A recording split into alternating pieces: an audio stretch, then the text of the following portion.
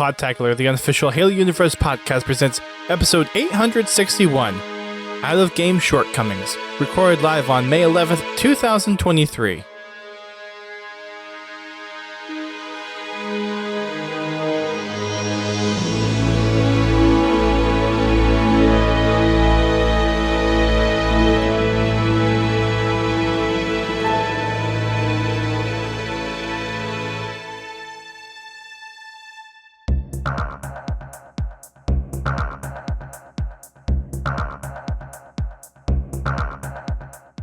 Hello everyone, welcome to Podtacular, the unofficial Halo Universe podcast. I am one of your co-hosts, Duststorm.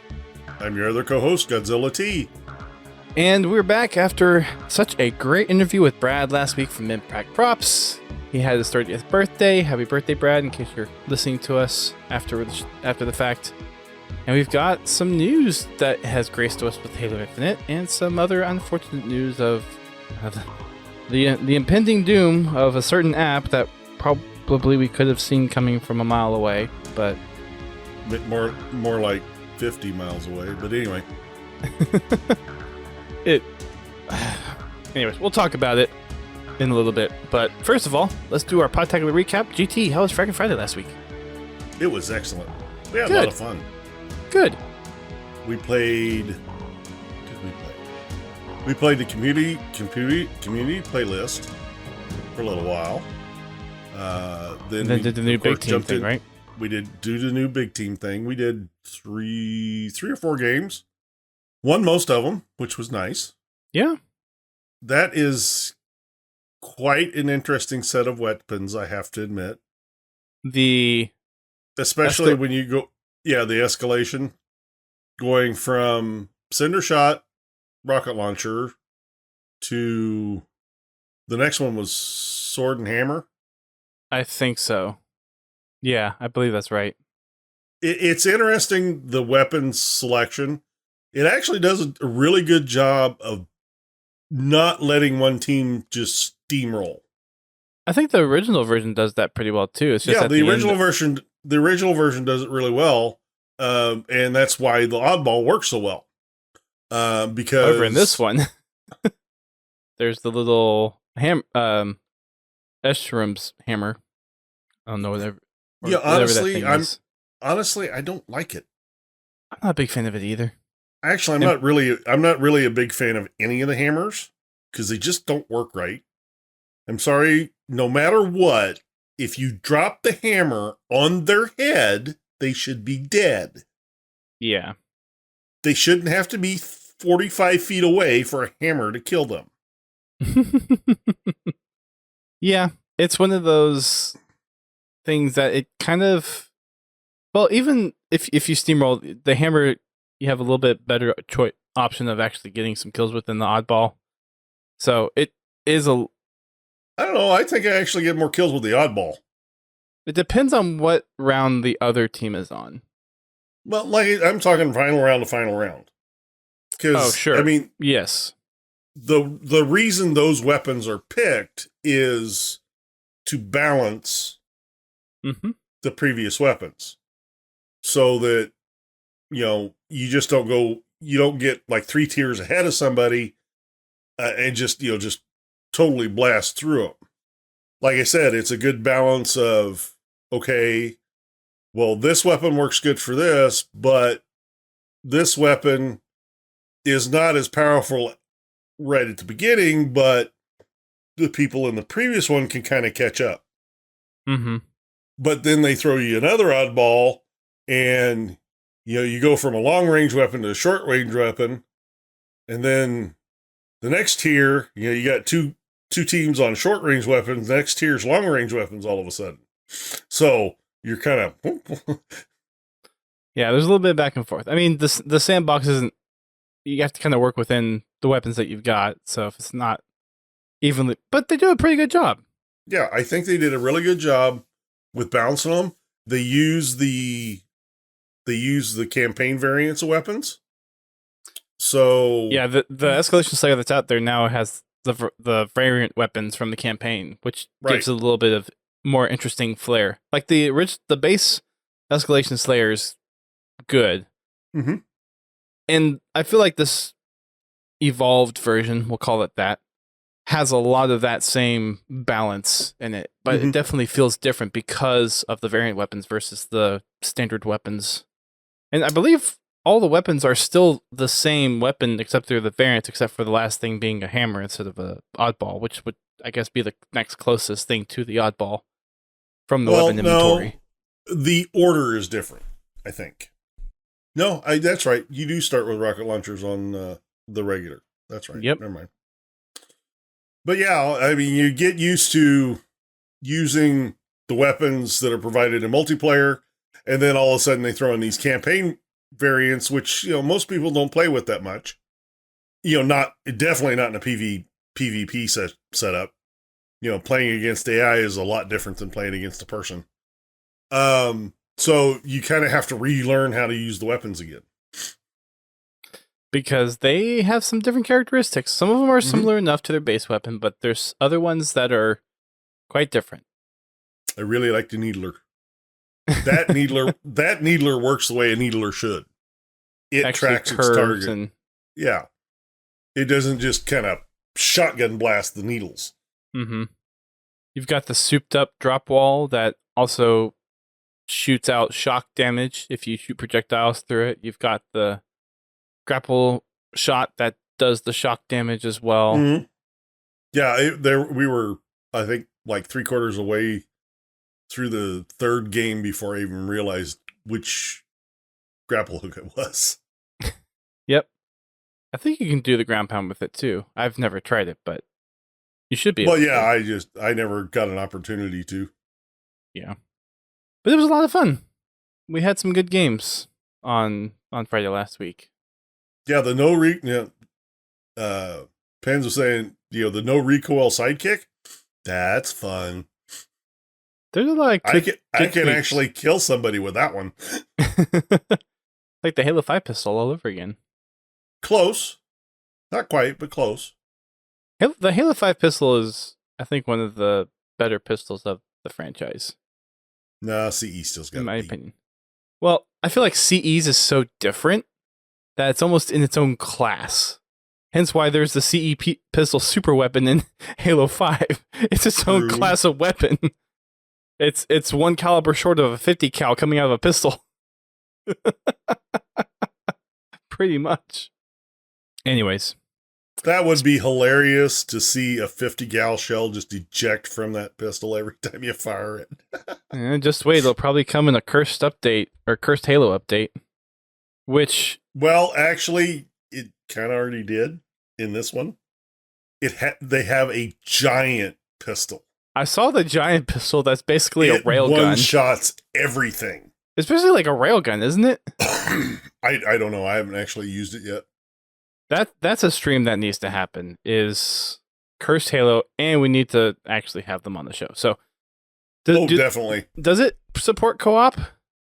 I don't know. I haven't actually downloaded this version of Cursed Halo. I have their previous version, which, don't get me wrong, their previous version is absolutely a blast.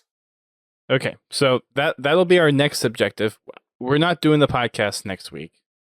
So maybe between now and then we can play some Cursed Halo and actually stream it, talk about it, and then invite the maker of it, because that would be an interesting interview to have for sure. Yeah, figure out just how demented this person really is. It might be an interesting podcast. Because a normal mind cannot come up with what is in that game. Yeah, we'll see. Why do you need a 50-foot tall warthog? Because why not? Have you seen that can barely make a simple jump? Have you seen the longest warthog ever video? Yeah, it's in I think there's a version of it in the first version of the Cursed Halo. Okay. He made a long one and then he made a wide one. Oh no, there's a long one, then there was another long one, then there was another long one. Mm-hmm. No, I think it's actually in the original version. The one that's like 128 seats. I think the two longer ones can only be played on one map. one multiplayer map because there's just no map big enough to drive it. What map would you fit it on? Oh, it's a custom. Long. It's a custom map. It's basically it's almost it's. I thought you were saying it was in campaign. No, it's in the multiplayer. Okay, I know that there is a map. If I remember correctly, there's a map that's basically just an empty desert with a road that runs down the middle of it. Yes, I know of that one. I thought you were talking about they had that longest warthog in the campaign for Cursed Halo. Not the super long, but like the 10-passenger one. Okay. I think it's in the campaign somewhere. If I remember right. Yeah, well, that one is definitely in the new one. That 12-passenger or 10-passenger hog. Yeah. And then there's the little warthog. That flips over super easy. Oh, yeah. You think the physics were bad and infinite for the warthog? Jesus. C's physics for vehicles is very interesting. The vehicle could be moving this fast and you die. Mm-hmm. Basically. You're dead. Basically.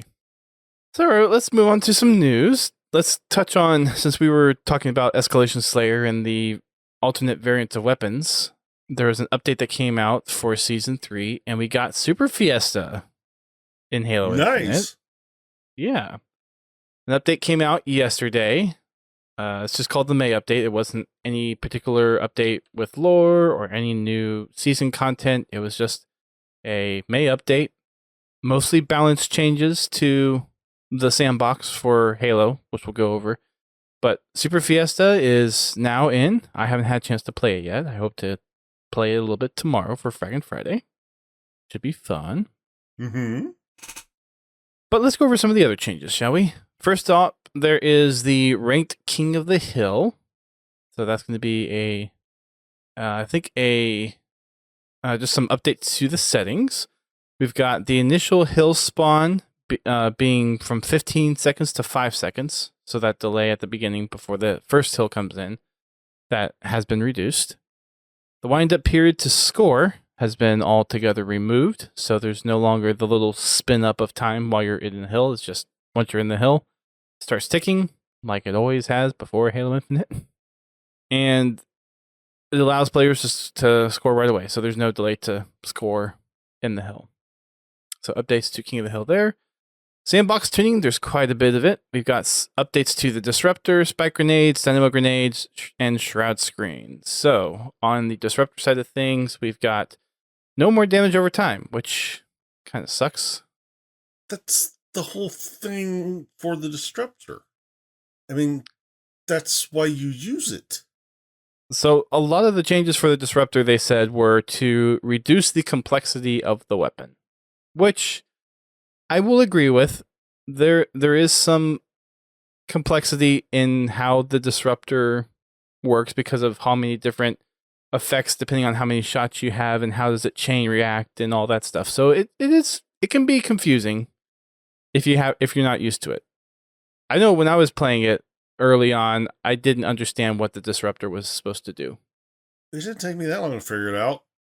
I mean, I understand that it can be confusing, but you put shots into a target and they start to sparkle. You put enough shots in it, their neighbors start to sparkle. I think from a competitive standpoint, though, you want to know how precisely when. Well, I mean, the Disruptor is pretty much pointless in PvP anyway. You get a kill with it, you're extremely good or extremely lucky. Because I mean, it's not like it's a headshot weapon. It doesn't strip shields that well.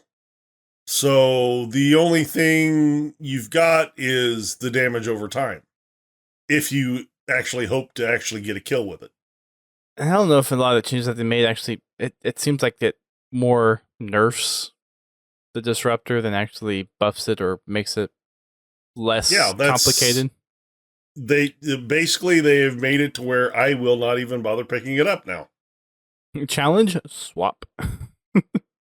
It comes up. But they removed damage over time completely.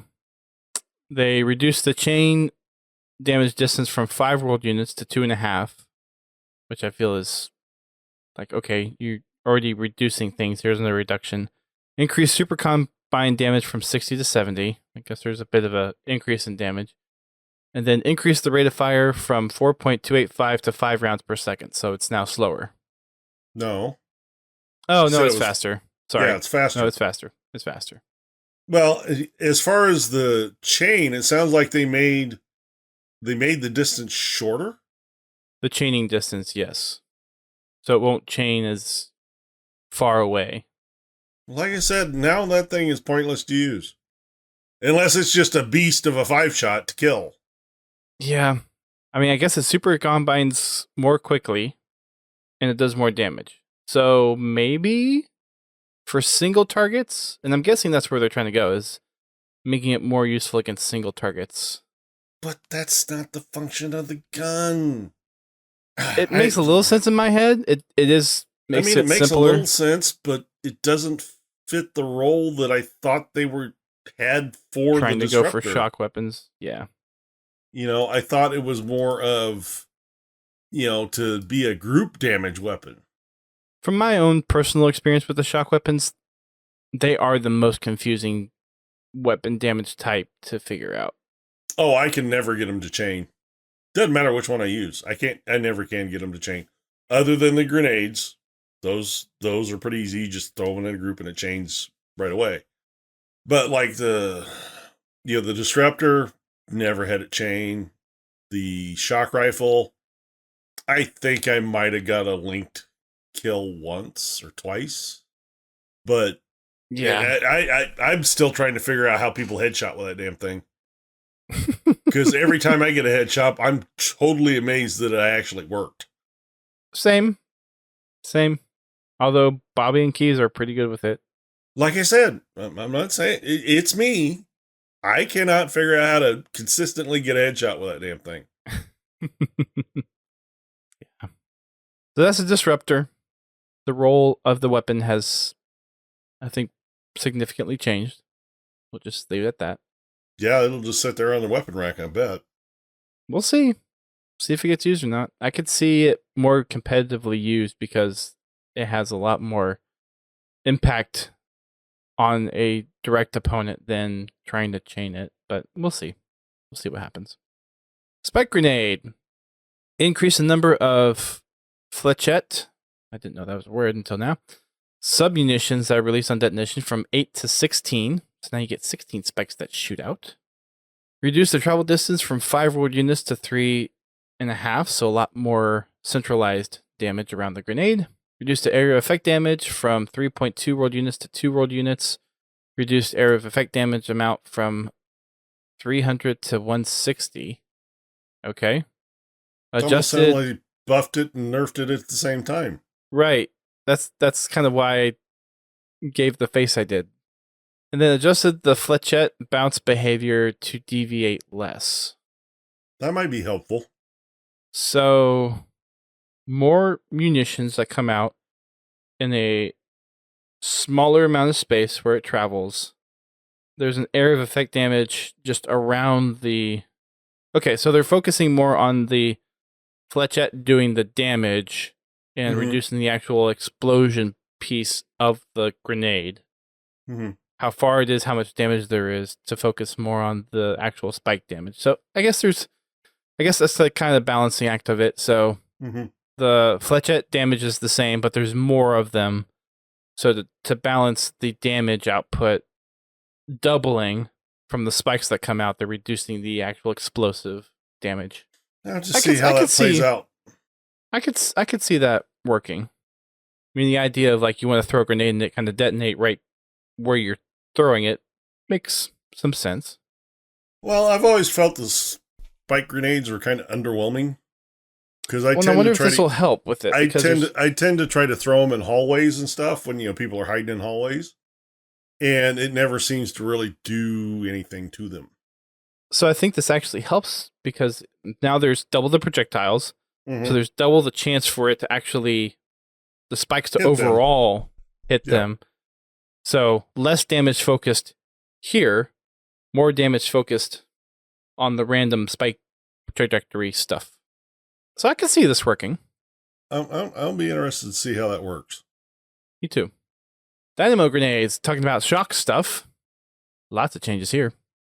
Reduce the shock area of effect distance from 3.5 world units to 2 world units.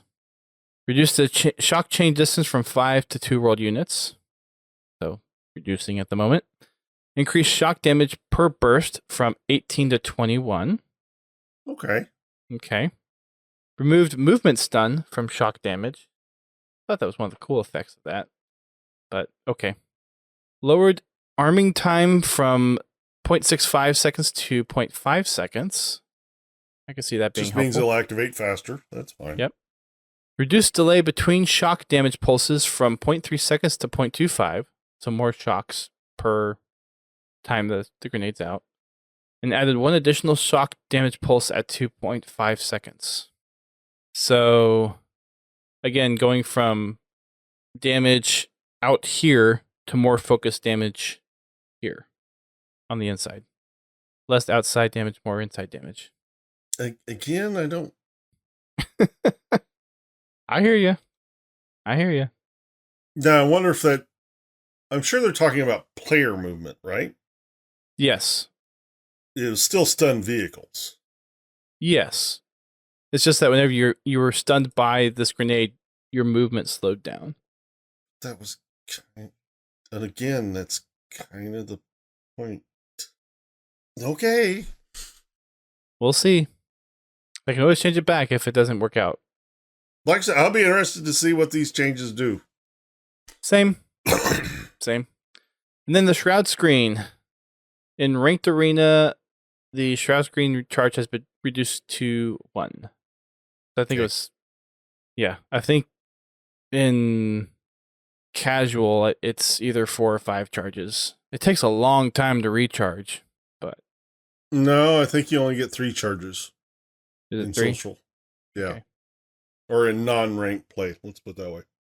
Maybe it's Escalation Slayer where you technically get more. Escalation Slayer's a little different. Yeah. It's like that big drop wall that they give you, you only get 1 of those. On the evolved version of it, yes. Yeah. But the regular version, the one that first came out, you still got 3 drop walls. Yeah, but it used the smaller drop wall. It didn't use that giant one. It was the base drop wall, where this one is the fully upgraded campaign one. Yeah, I threw that thing out and I stepped back and I'm like, geez, Louise. I'm like, that's what the drop wall should have been from the get-go, that base one. Maybe without the charge effect, but yeah. Anyways, actually, my feedback to the drop wall. I like the shock effect. I think it would be fun. No, yeah. That was one of my consistent feedbacks with the drop wall. It's like, it's just, the base mode is not effective in multiplayer. There's limited use. Unless you're really good at your timing, it's really very useless. Yeah. It needs to take just a little bit more damage before it starts dropping panels. It takes a lot more damage with that upgraded one, which is nice. It's like, that's the way it should be. No, that one, as far as damage, it's probably a little bit too much. For a base, yeah. I'm just saying base one needs to be more for the base one. The base one, I just feel it needs to take, like with a BR, at least over a full burst. It's one full burst to take out one panel from a BR. Right. Like I said, I think it needs to be like one burst, then start the next burst. Like one and a half bursts. Yeah. Or something like that. Instead of taking 3 bullets, it should take 5 bullets. Right. Same with everything. Pretty much anything, one burst of whatever it fires will just erase the panel. Especially like Sentinel Beam, it just a giant hole. Yep. But I understand that it can be a very fine line between balanced or weak, balanced, and overpowered. Like if you took that panel to, 2 full BR bursts, that's probably a little much. But if it's a 1-on-1 and you set that defensive up, then it should be defensive. Yes, I'm saying it should be defensive and it should give you an advantage. It's just how much of an advantage should it give you? Right. For sure. Quality of life updates are next in this update. So for Forge, there's additional bug fixes for PC screenshot uploading and other bugs. And there's also additional Z fighting movement controls included with this update. The script brains have been limited to 128 node cap now. For the scripts that are above that limit, they will still work, but you won't be able to add any additional nodes to them. And if you make edits to them, you probably will lose any of that above cap if you end up removing nodes. So just be mindful of that if you're forging. There's an FPS counter now on Xbox for those who choose to add that on their console. Yeah. So we can see when we're only getting 30 frames per second. Well, they mentioned it in here as far as forgers building their maps to see if they're whatever they have in there is affecting frame rate. So, well, I'm not saying it's a bad thing, and it'd be really effective or really handy for the forgers because, they, like you said, they can see how their objects are affecting the gameplay. Mm-hmm. Which is a big thing to consider, especially if you're trying to make a map that's matchmaking suitable. Mm-hmm. For sure. Additional UI UX improvements. Custom games option is now includes a custom games browser menu directly from the custom games option. The matchmaking menu will also receive an update which will allow twice as many playlists to be visible at once. Instead of just 5 in the scroll, there will be 10 in the scroll. So that'll be nice if they decide to roll that out to more playlists being played, which it kind of sounds like they're starting to move in that direction anyways. Mm-hmm. And last but not least, there will be a selection of bundles from previous seasons that you can purchase directly through the customization menu. So you no longer have to wait for it to come into the store. There will be certain bundles that you can just go and purchase outright if you missed them in the past from the store or other promotional things that 343 has released and has no longer been accessible, but you want to be able to get now. An exception to that is previous season HCS bundles and current season bundles are not available for purchase, which kind of makes sense. Mm-hmm. Additional bug fixes that they resolved that they call out here as well. Various server and client stability improvements, reducing server and game crashes. Various theater and observer improvements and bug fixes. Halo Infinite will no longer crash on launch when attempting to play on a PC that is below the minimum specifications. I mean, they're minimum specs for a reason, but okay. Yeah, if the system's below the minimum spec, the game shouldn't launch, period. So they said it was an unintentional bug that caused the game to crash before showing the below minimum spec warning message. Yeah. Like I said, it should just pop up the message. Your PC's a potato. Get a better potato. Well, the thing was the game was crashing before they could show that message. So they addressed an issue causing Wasp gun jamming when playing with the bumper jumper control scheme. Glad I wasn't using that one. And cutscenes should no longer replay when launching the game. That was so annoying.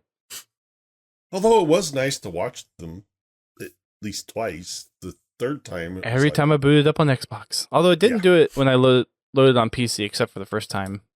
Yeah. I loaded on PC. But other than that, yeah. So that's all for the May update. Sight Unseen is still going on as well for its second week. If you all haven't gone through and finished your battle pass yet, still got another week to do that. Speaking of which, we have a new Intel drop. This one comes from H. Roberts, UNSC Cybersecurity and Network Infrastructure. And this goes into the cutscene, which we'll talk about here in a minute as well. Figured we can talk about the cutscene now. It's been a week. If people haven't unlocked the game, seen it. If people haven't unlocked the battle pass or haven't gone online to see the cutscene, spoiler, jump ahead maybe 5-10 minutes.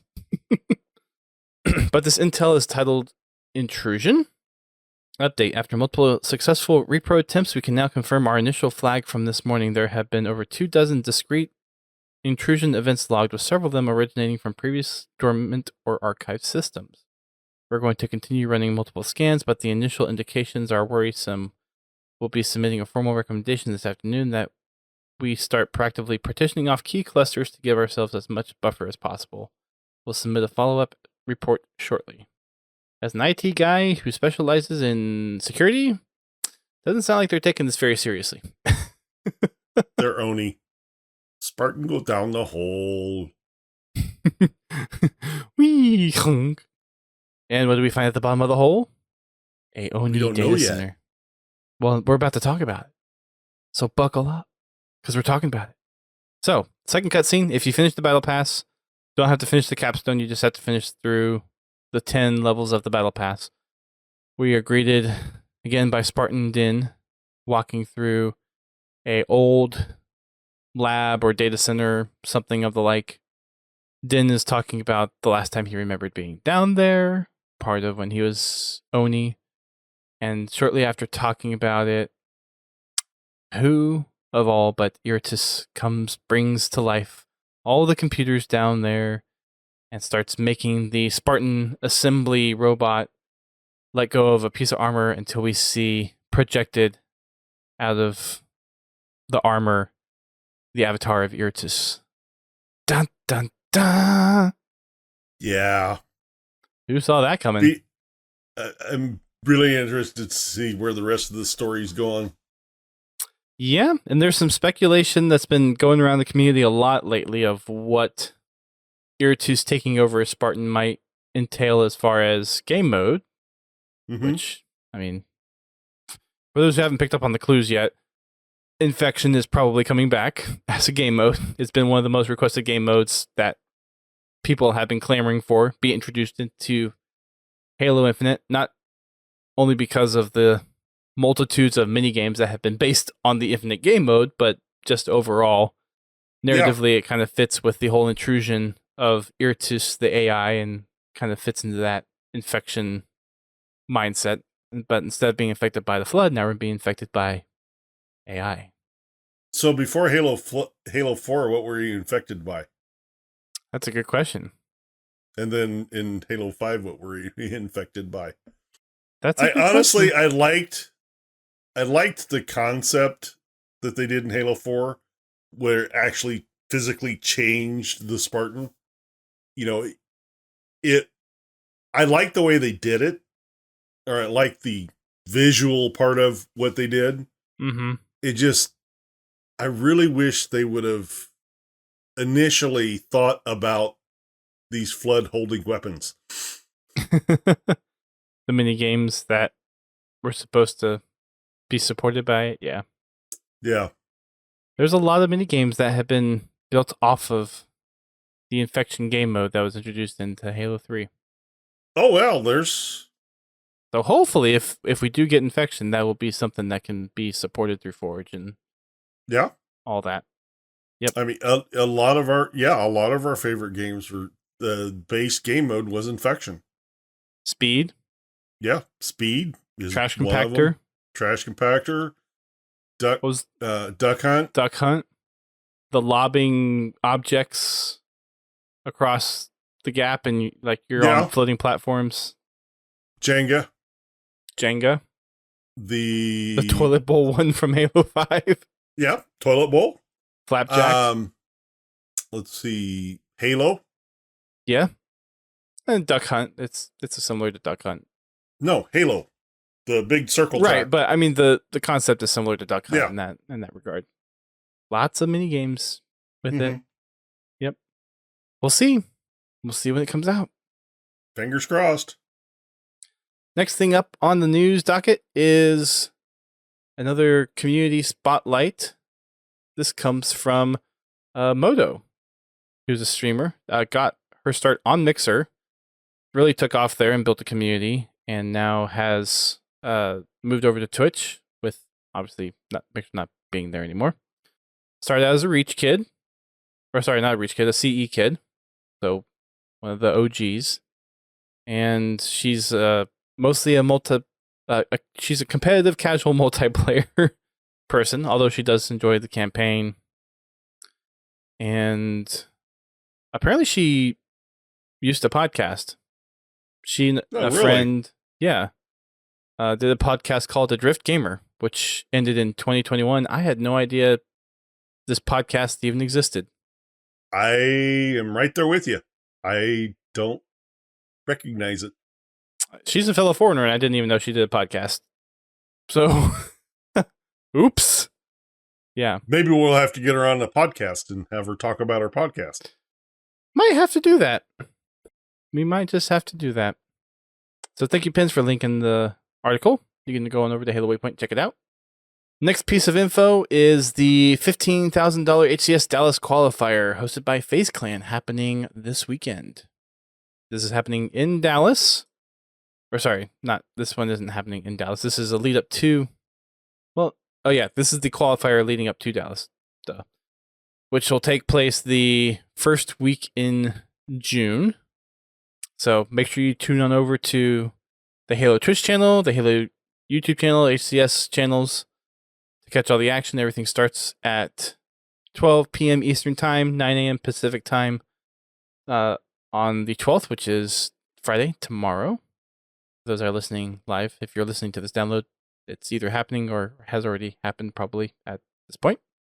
There will be seeds in from Europe, Mexico, Australia, New Zealand as well, going into Dallas in a few weeks. Is Magic Moonshot casting this one? For FaZe Clan, I don't know. I don't know. With it being an HCS event, I'm guessing probably not. But we'll see. Tune in tomorrow to find out. All right, let's talk about the next or the last piece of news, which will kind of be the topic, a little bit, mini topic for the podcast before we wrap things up. The sunsetting of the Halo Waypoint mobile app. Because it was so helpful. Yeah. I'm going to go on a mini rant, if that's okay. We've talked numerous times on this podcast about how useful the Halo Waypoint website is. We've talked about how it feels such a unique experience across different browsing experience and how you can get to all the different things you want to, whether it's news, whether it's stats, whether it's file share. I'm obviously being very facetious right now because it doesn't do any of that well. We've had two really awesome websites, one for Halo 4 and that Waypoint design, very kind of spacey Infinity feel. And then we got Halo 5. It was a little bit of a step back, but still felt very kind of clean and fresh with access to the stats and everything once it actually did get put in there and all the challenges and the stats were there. But now we're stuck on this WordPress site that is a mobile feel across every single browsing experience. It has very little character to it. It's like very little information. It's like whatever web developer that they hire, they just like, okay, just do a custom skin on a default WordPress site. And then we'll tie in these back integrations and hide them behind menus that it takes 4 clicks to figure out how to even get to them. I'm sorry, but the website and the app are the worst website out of any of them that 343 have designed, I think, in my opinion. Oh yeah, I'm right there with you. From the design, I loved what they did for Reach. I loved what they did for Halo 4. I love how they kept the integration with Halo 3 and being able to bookmark or download maps and game types. And then Halo 5 shows up, all that disappears. All of it, including for Halo 4. Yep. Halo 5, they implement this stupid bookmark system, which in some ways it's better, in some ways it's a lot worse. Well, and to be fair with the bookmark system, that's more, I think that more has to deal with the fact of how custom games files are treated, because they're no longer downloads. They are, you bookmark them on 343's servers, and then the game links them because you're running on dedicated servers. It's not a file that you download anymore. So I think that was just forced by nature. Play it. Well, you're not even downloading it. You're telling the server, hey, load this. Yeah, the server still has to load the map and the game mode onto your system, at least in temporary files, so it can in some so form, it can display the map. Yes. So, yes, whatever. Anyway, yes, Ben, the bargain basement indeed. Since Halo 5, the website has just gone to the toilet, along with the apps. The Halo Waypoint app, the original one, God, it was useful as It hell. It was incredible. And why can't you make stats is almost non-existent? At least for Halo 5, they had an abundance of stats on the website. Granted, it wasn't as much as we saw in the Bungie era or the Halo 4 stats, but there was still a decent amount of stats you could go look up for Halo 5. Mm-hmm. All you can find is your like past 10 games, and you can't even go find your medals or full game history. Like, none of it's there.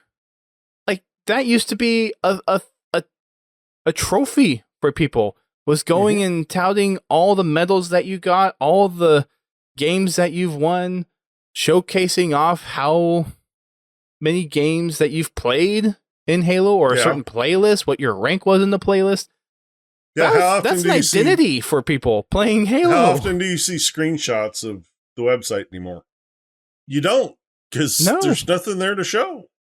I remember seeing people posting screenshots on Twitter when they have a really good game, when they go 25-3 or whatever. I did it. I played a SWAT game where it was 3-on-4. Well, it actually, by the end of the game, it was 2-on-4. One of the guys on the other team was talking crap the whole damn game, and I dropped a 25 bomb in that game. Guess who my favorite target was? I wound up with 25 kills. He wound up with like 6. Because I made it my mission to find him. I made it my mission to find him. I was in every single camping spot on that map, and I just waited for his head to stick out. Yeah. But anyway, you can't do that anymore. Nope. Not easily. There's stats basically don't exist on the website anymore. It really doesn't. I mean, you can get more information out of the game than you can the website. Yeah, it used to be the reverse. It used to be you got a summary of your stats in game, talking Halo 3, and then you went to the website to get all your breakdown of everything. To really drill down into it. And I'm not. The changes they made when Halo 4, I was disapproving of. But overall, the website was still pretty functional. Mm-hmm. I still got use out of it. Halo 5 showed up, and that just destroyed it for me. I got very little use out of it because their bookmark system sucks. There was no way to easily search it. There still isn't an easy way to search game modes and maps. It's gotten better since the initial release. It's gotten better, but it's still not like it was. Better than Halo 5 was. Oh yeah, I'm not saying it's at least that part of the website has improved. So I'll give a tick to 343 for making that part actually work better than the 6 years of Halo 5 that we had. Sort the stuff by name, although you can't make that the default sort. Feature improvement. So I'll give that one to 343. That's at least an improvement from the Halo 5 website. Still a regression from the Halo Reach, their first release, but... What was the yellow... It was the Waypoint app, wasn't it? The yellow one? The Halo channel. The Halo channel. The Halo channel. Ever since they switched to the Halo channel, I've had absolutely no use for their app. I watched Nightfall on the Halo channel. That is it. Yeah. I briefly tried to browse Halo streamers, but it was always the same streamers all the time, even when they weren't online. They've butchered the apps, they've butchered the website, and they need to fix it. So if you go to the homepage if you go to halowaypoint.com, you're met with a purchased Halo Infinite, which, okay, I don't know if saying buy the game is necessarily the first thing that people are doing when they come to Halo Waypoint. I think if you're going to go buy the game, you're probably going to go to Amazon or Steam or wherever to buy the game. So don't know if that's the best use of that front advertising there. Then you get news. Well, they want you to buy it from the Microsoft store is what they want you to buy it from. You don't need a full page of buy Halo Infinite. Like I said. You don't need a full page for that. Sure, that's such a waste of space. Out of my 1080p wide monitor right now and 4K tall right now. I know. I have maybe 30% of it as useful text and buttons, and everything else is image. Such a waste of space. And it's all in the middle. No, it's to the side for me. Huh? It's on the side for me. Well, I've got a nice little thing. But you've got here, and then all of this is image. All of this is image. And then there's a little footer thing that's like dynamically associated to the bottom of your page, and then you scroll down and you get to the news. Oh yeah. And then you go into news, and now you've got your mobile theme. Oh, it's all mobile theme. This whole website, regardless of what browser you're on or what platform you're on, is mobile. Why? I mean, There's I can web understand development intentionally for desktop experience and mobile experience. That's a thing. That's why they have mobile web pages and desktop web pages. This whole mobile website is for everything is a joke. I'm on a freaking desktop. I'm not on my TV where it's like an app that I'm navigating through. I'm on a desktop. Going to the clicking on all news.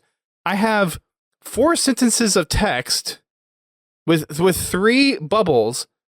It's such a waste of space. I'm not on mobile. I'm not on TV. I'm on the freaking desktop. In my browser favorites, I have a folder dedicated to this website so I can just click on the pages I want and not have to go find them. Here's another thing. You click on the hamburger menu. It takes up your entire screen with a menu that has 8 options.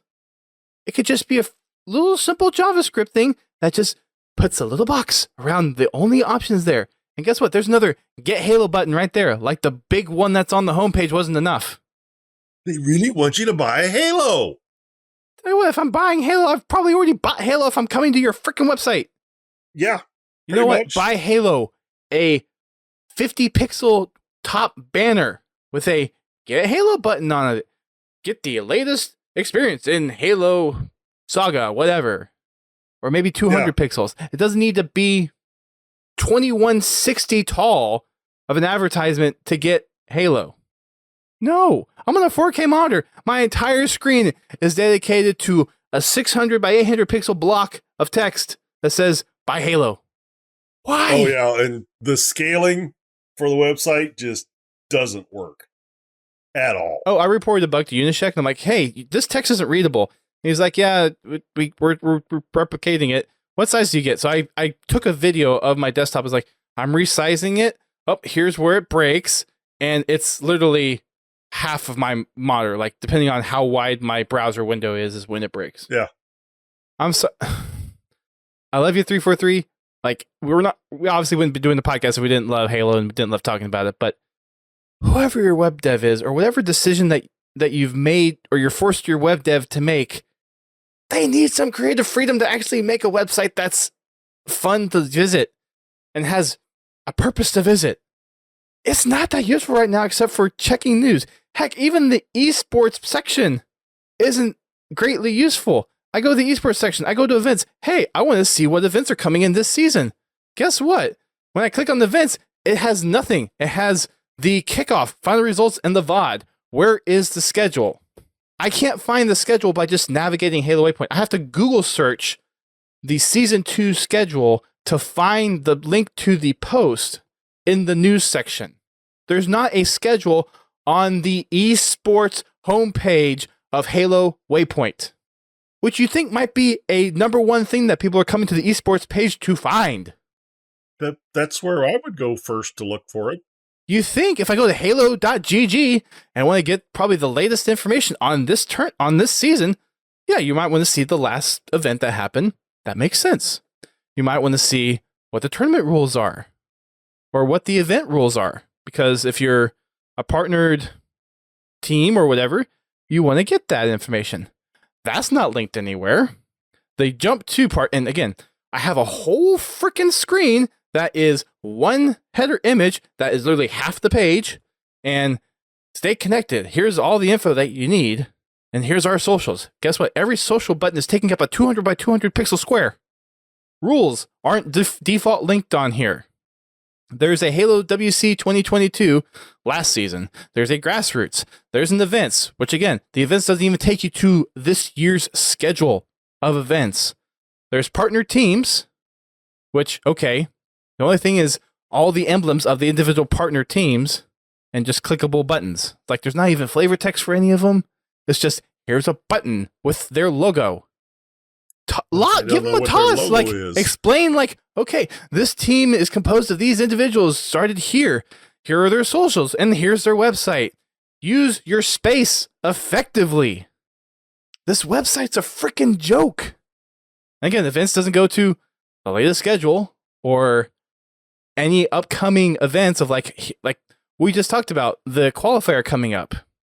Okay, you have to click into the news article to find the details. There's just not a, here's the next event, and here's all the details about the next event in the events section of the esports page.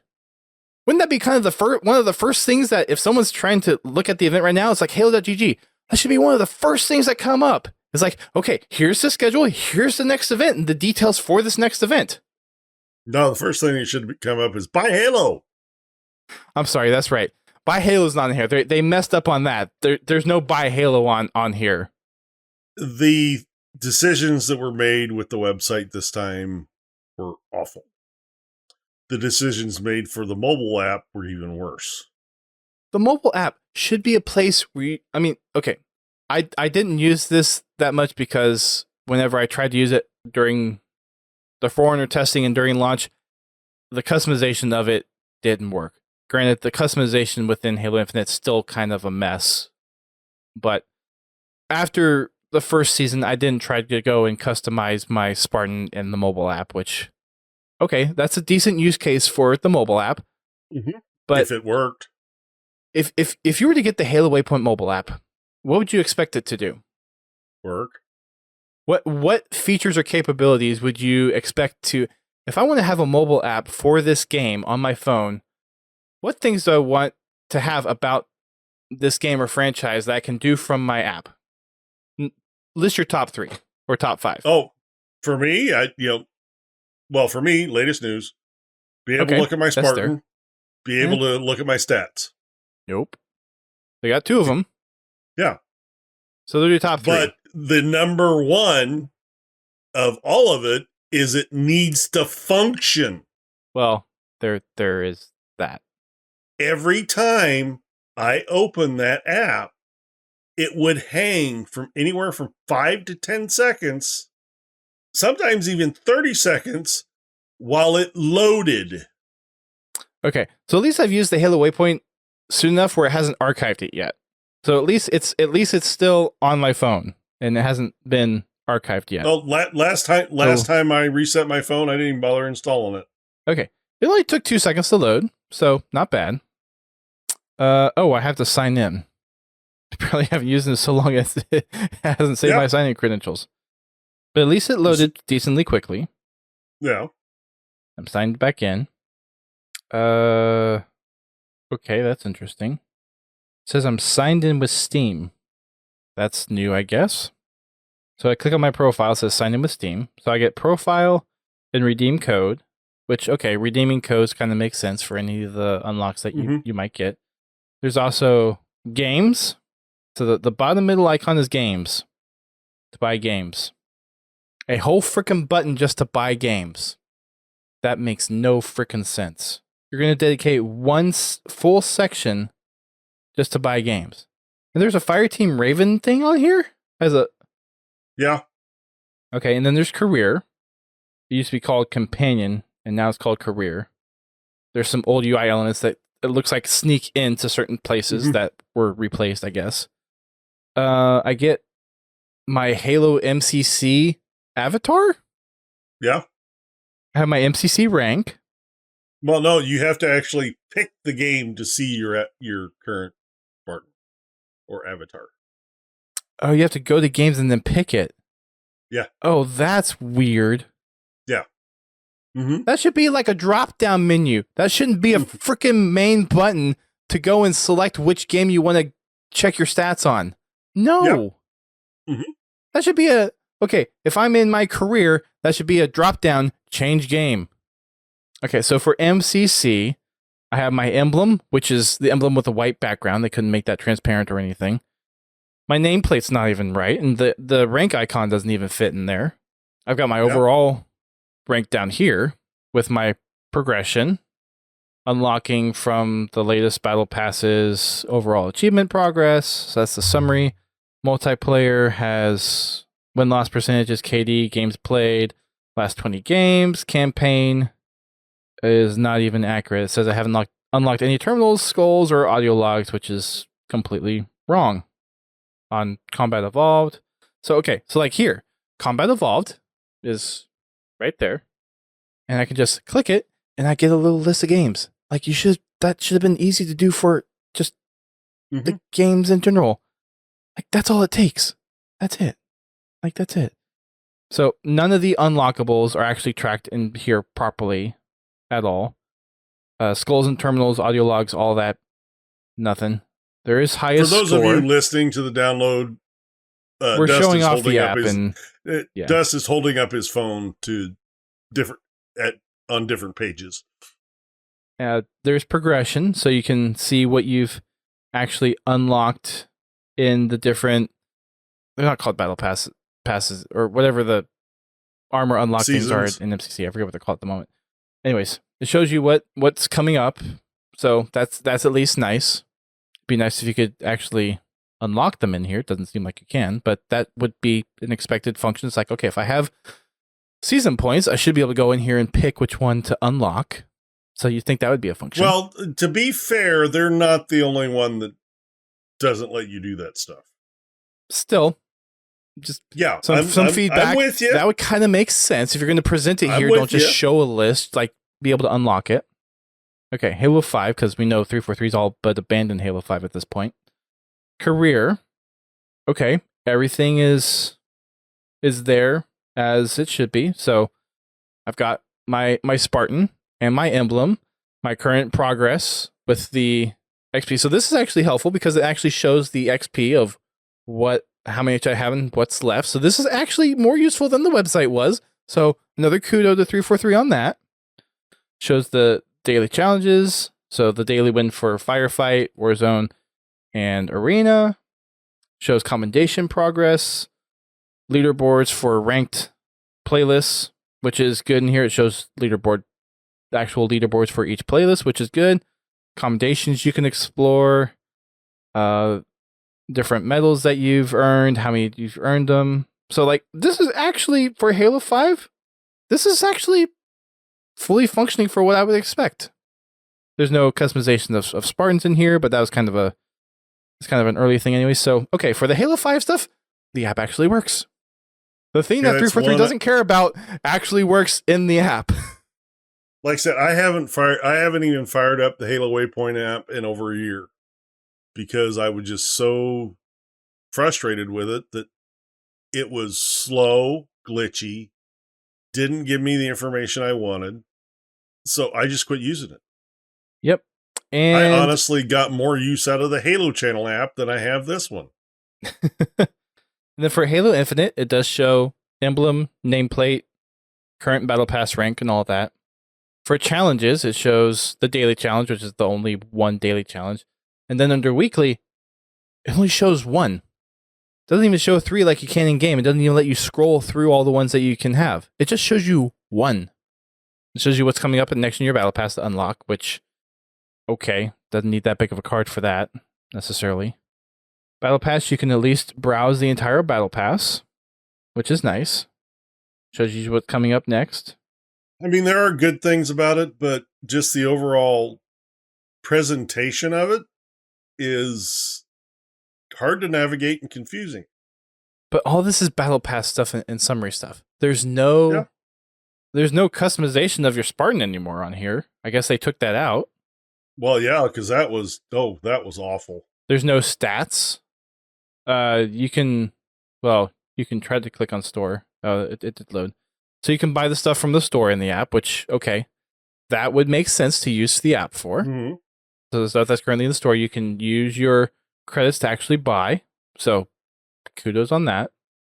But customization of Spartan isn't there. Your stats aren't there. Your medals aren't there. Any of your profile stuff, except for unlocking things in the battle pass, isn't there except for your nameplate and emblem. Mm-hmm. So the fact that they're shutting it down is not a big loss. No, but it's just like, whose idea was to make the Halo 5 part of this app is the most functional piece, and it's the one game that 343 doesn't care about right now. It's like that was the one thing that the app developers were basically told, just go do whatever for Halo 5 because we're technically still have it.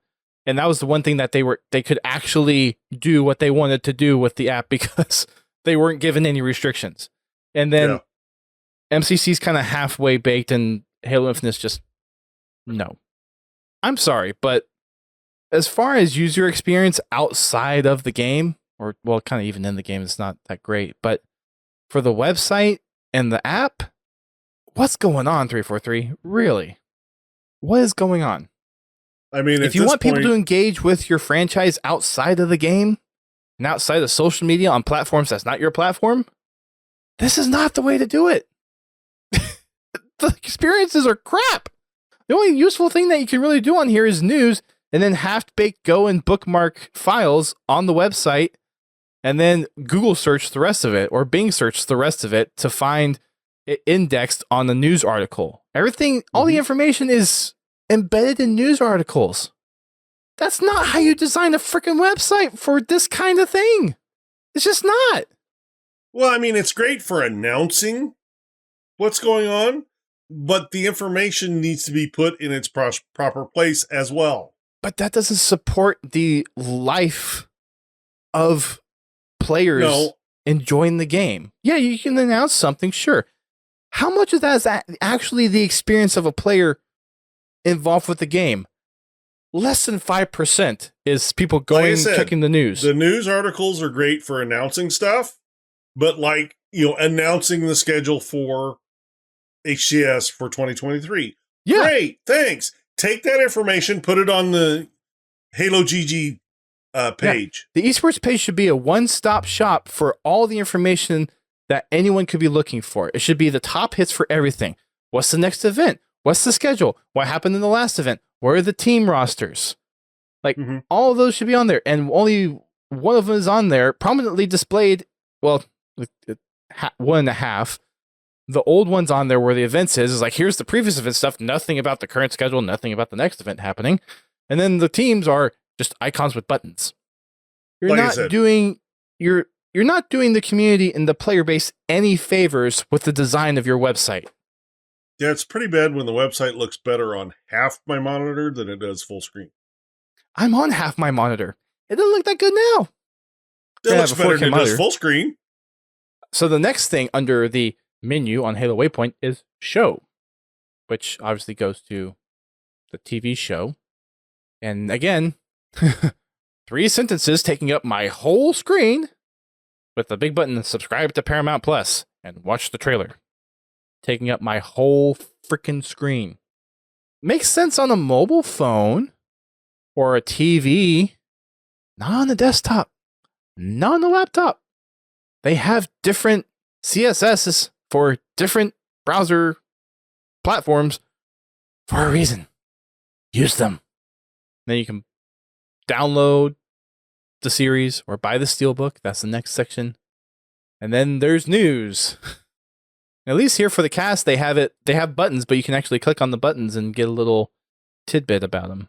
I guess that's how they may do it for the teams. I didn't actually click onto those buttons for for the partner teams, but maybe that's how it works. But you can click on the little profiles and get a little blurb about the cast. So that's at least makes sense for a show, is you get to look through the cast and there's a media gallery and places to buy it. So at least the show page has most of the right content. It's just all scaled out huge for a mobile viewing experience.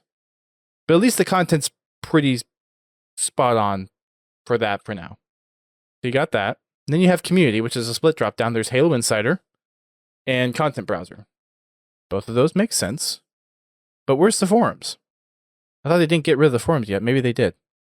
But I thought the forums still there. I thought the forums were still a thing. Where are the forums? Is that not a thing anymore? Someone tell me. I guess not. So if I go to content browser, featured is all the arena stuff under recommended. There's not actually nothing in the recommended or popular maps or modes is creator content. And even if it was, there's only 4 large cards displayed. It's like, give us a 6x4 or 12, like how Halo had the Bungie favorites. Like, give us the 12 in maps, the 12 in modes, or something like that. Again, so much screen real estate is taken up by empty space. And your popular maps, recommended, and popular modes are all built-in modes. Like, those should be excluded from the search results and highlight the community content. You're not doing your community any favors right now, 343, on your website. There's prefabs. Well, they don't do it in game either. Bookmarks, so I guess you go to recommended or popular, and the first thing that pops up is all 343 content. Yeah, the first 3 sections are all 343 content, because guess what? People are just bookmarking the default things in they're just part of the game. It's like, those should be excluded from those results. I mean, why are you bookmarking stuff that's built into the game? And Laird's saying that they shut down the forums March 20th. So rip to the forums. I guess Discord is now the new forums for Halo, which is honestly what we did for Podtacular. So I guess nothing really. That's not a surprise, I guess. Well, the benefit of the forums is it's easier to find archive stuff. Like, if you're having a problem with the game, you can actually search the forums for that problem and see if anybody has found a fix. Discord, not so much. Yeah. Unless there's the threads that actually can contain it, but threads are kind of new to Discord, so that's not really well established yet. But even still, you wind up scrolling for pages and pages and pages of stuff to find what you're looking for. Discord is great for like instant messaging, to chat back and forth, have a conversation, where forums were a lot better for dropping a comment and then coming back later to see responses. Not real-time communication. Right. Which Discord's kind of doing that with the threads in Discord. It does function like forums in a certain way, but it's still a lot more real-time chat. Mm-hmm. So where forums tend to be more long-form posts, you're still being influenced by the fact that Discord is mainly a chatting app, not a forum app. Exactly. So while it functions the same way, it's not being used the same way because of the predisposition that people have on how they use Discord. Yeah, I jumped in the forums a lot just to look for information on current problems, to see if somebody else happens to have the same problem I do. Before I start trying to dig it up on the support site, which sucks. Yep. If we're talking about Halo websites. The next thing under community is Halo Insider. So if you go there, you have, again, 4 sections that each section basically takes up the entire screen as you're scrolling. First link is Become an Insider. Thing. Then public flighting, which is just a description of what public flighting is. There's no information on what the next flighting is going to be, or what the last flighting was, or, hey, here's what flighting has done for us. Here are results that we've gotten as a result of flighting, which might be a little much of an ask for a website, but that's improvements that they could make. Well, that's in the news articles. They didn't link news articles here again, so. And then the support site for Halo Insiders whenever there's a ring going, which there hasn't been in a very long time. Well, I mean, even the regular support site, it's hard to find what you're looking for to make sure you're actually reporting a new bug. Oh, and guess how you submit a ticket? You have to click on the article on how to submit a ticket, and then you have to scroll to the bottom of the article that says submit a ticket. There's not just a submit a ticket button on the support website. Well, I would say maybe not on the front page, but I would expect to see it on the list of known problems. So if you're scrolling through the list of known problems and you can't find your problem, you can say, click. But I mean, so but I shouldn't have to go through 3 other pages to find the stupid button to push. Yeah. And the funny thing is, it wasn't always that complicated. Yeah, you have to click on... Oh, this is so stupid. If you go to the support website right now, and you scroll down where here's a known issues and bugs report, so there's different sections. So there's multiplayer and menus, which is one, campaign another, and then Forge Creations is another. If you click on submit a bug report, you don't actually go anywhere. It takes you right back to the page. The same page that you're on. Why have a button that goes to the same page you're on? If I click on submit a bug report, I should go to the form to submit a bug report, not just back to the same page I'm on currently. At least in known issues, if you click on the known issues button and you scroll all the way down past known issues, I mean, you could say that's the assumption that you've read the known issues and that you know you're actually submitting a new bug report. You can click on submit a ticket. Put a big button at the bottom of the list. You know, it's... Oh, hang on. I'm not signed in, which might be the problem why I'm clicking the button and it's not doing anything. It could be. But anyway. Still, that's a functional error. That's a bug that is a problem. Mm-hmm. If I click on the submit a bug report or submit a ticket and I'm not signed in, it should just ask me to sign in so I can submit a ticket. Mm-hmm. And now I'm clicking on the sign in button and it's not actually letting me sign in. So that's broken. The sign in button's broken. You on Firefox. That's why. Oh, I know. They don't support all browsers. Firefox is the 3rd most popular browser out there. Come on. Well, no, they want you to use Bing. Or I'm sorry, Edge. Yeah. Because it does that kind of stuff on Chrome. Now, if I sign in on Edge, I'll stay signed in on Edge. Even through a reboot. Firefox, every time I go to the website, I have to sign in. Guess what? Some people like Firefox because there's more privacy controls over it than Edge and Chrome. Yeah. You know? I mean, that's why there are people that are kind of security conscious and prefer to use browsers that don't collect every single piece of information about you. Mm-hmm. Just, you know, again, cater to your players a little bit. Just a little bit. Anyway. Just a little bit. That's a Microsoft thing. That's not a 343 thing. Okay. So if I click so if I actually click submit a bug report, it does take me to the form if I'm signed in. But again, if I'm not signed in, it should just ask me to sign in, even on Firefox.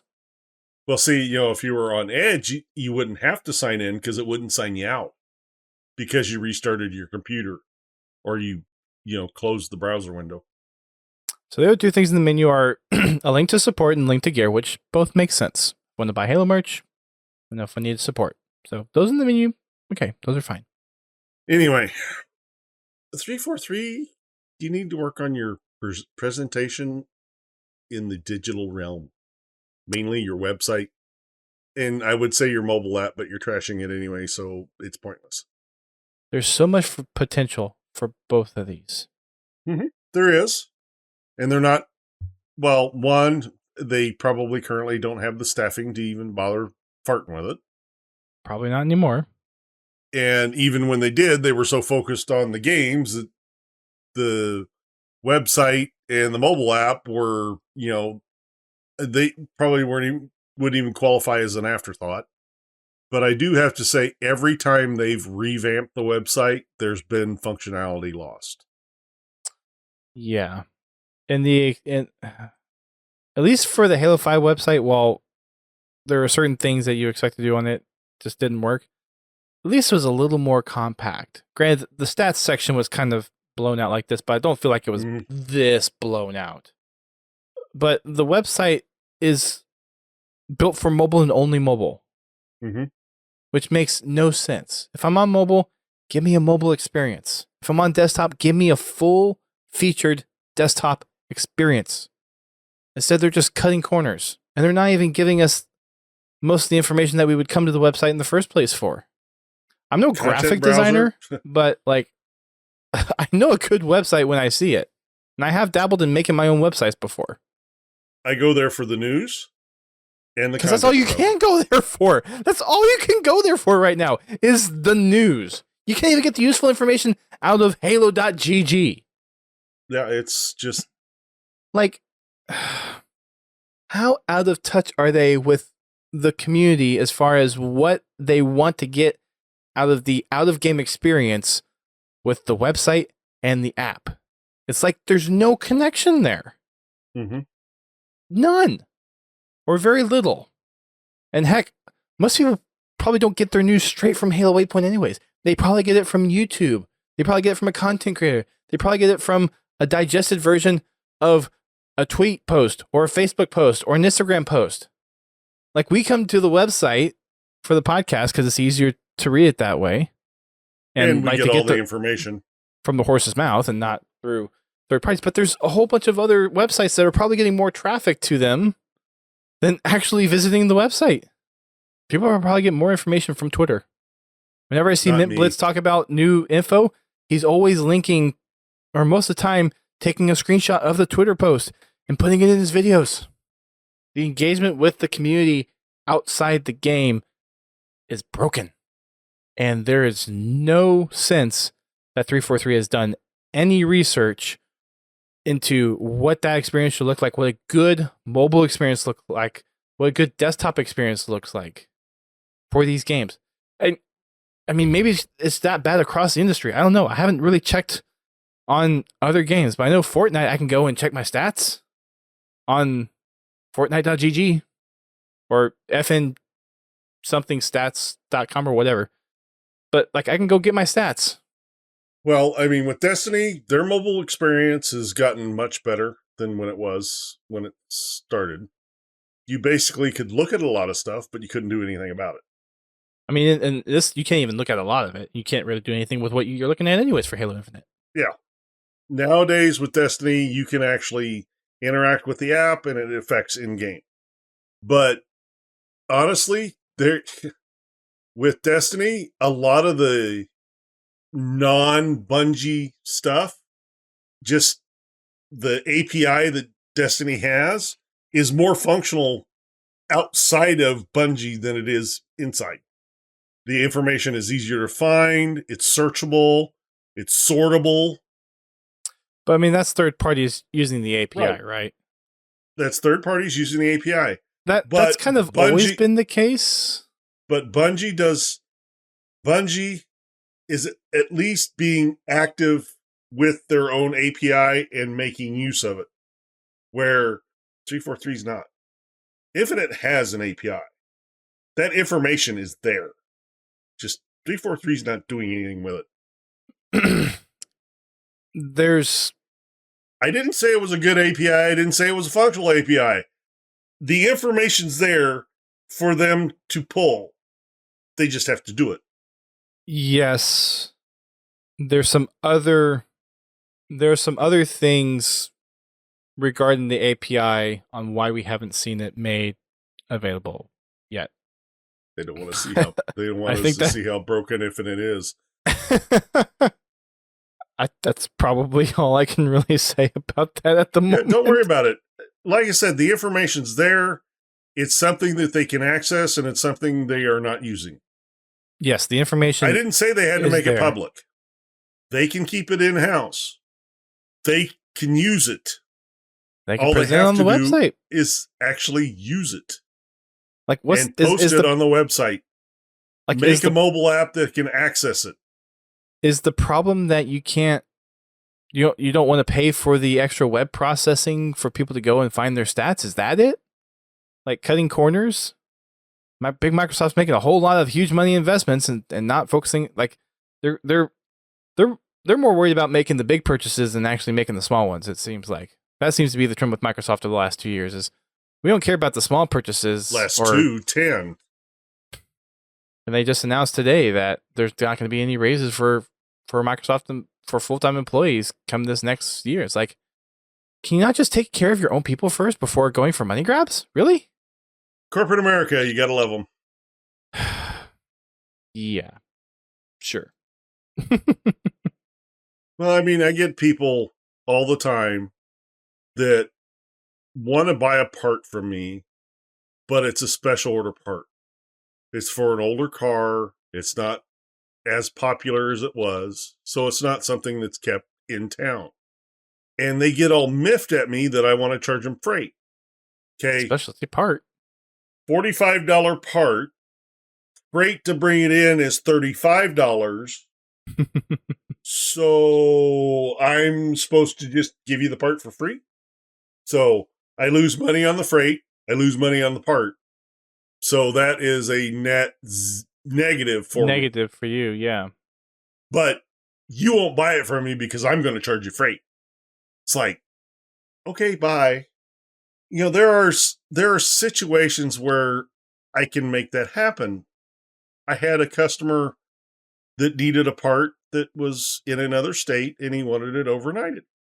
Okay. It's a $138 part. Overnight freight on this part was $402. They wanted me to eat the overnight freight.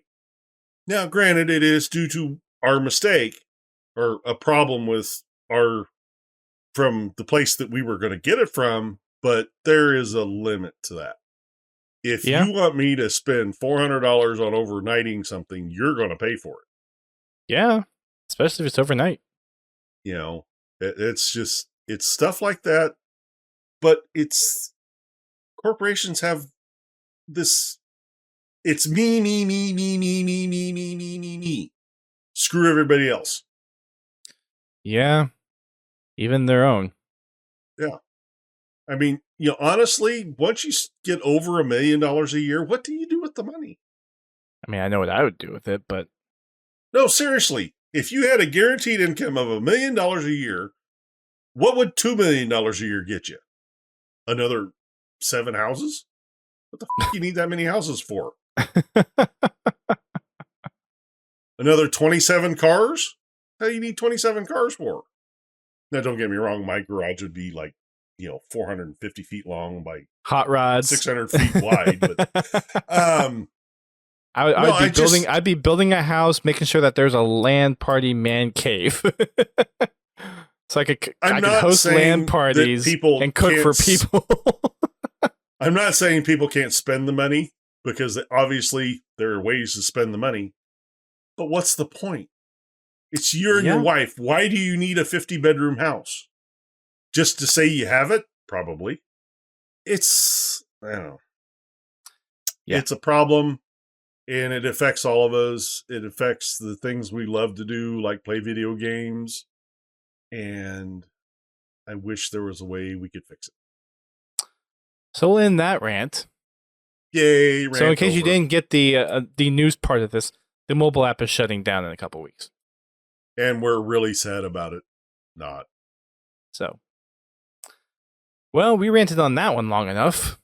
Mm-hmm.